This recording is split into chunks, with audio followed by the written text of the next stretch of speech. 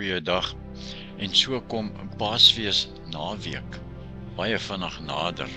Maar sê my gou-gou, was jy al ooit onregverdig deur iemand geoordeel?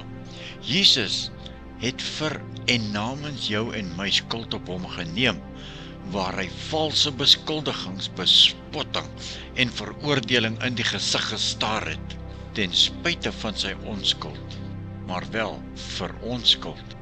Ek hoor daar in Markus 14 vers 61 tot 62, weer stel die hoëpriester hom vir Jesus die vraag en sê vir hom, is u die Christus, die seun van die geseënde God?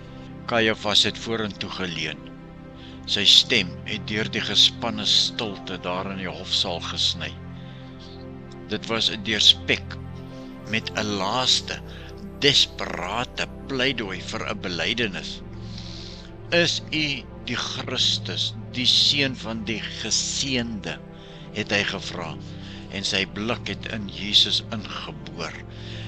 Ja, die lig in die vertrek het gelyk of dit verdik, en elke asemteug is ingehou op afwagting van Jesus se antwoord.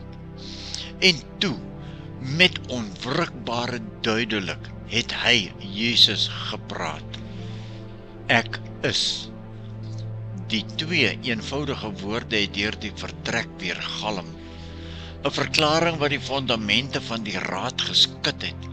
Maar Jesus was nie klaar nie. Sy stem, wat nou met 'n amper profetiese gesag opgestaan het 'n prentjie geskets van 'n toekoms wat net hy, Jesus, kon sien. En julle sal die seun van die mens sien sit aan die regterhand van die krag en kom met die wolke van die hemel. Dit was 'n bewering van 'n goddelike gesag, 'n direkte aanspraak op uiteindelike mag en oordeel. Vir 'n breukdeel van 'n sekonde het 'n verstommende stilte neergesak, slegs onderbreek deur 'n skerp asemteug hier en daar. Toe het Kajafas met sy gesig verwronge in 'n mengsel van verontwaardiging en triomf sy klere geskeur, met 'n teatrale blos, 'n openbare vertoon van afgryse. Godslastering, het hy geskree. Sy stemme teen die klipmure weergalm. Wat het ons nog getuies nodig? Julle het sy godslastering gehoor. Die vertrek het in 'n rumoer losgebars. Die stilte is verbreek deur uitroepe van veroordeling, woedende instemming. Die uitspraak was verseël. Maar op daardie oomblik, vir diegene wat werklik geluister het Jesus nie net 'n vraag beantwoord nie.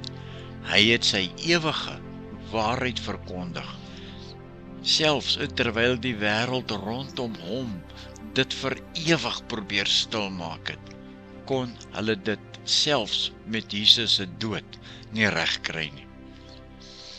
Nou wonder ek maar net, gaan ek en jy ook die herdenking, die komende Paasweek naweek, saam met Kajafas in sy gehoor, Jesus se kruisiging en sy opstanding probeer stilmaak, met uitspattige dinge, of gaan ons Jesus lof bring, vir wat hy namens ons in ons plek gedoen het?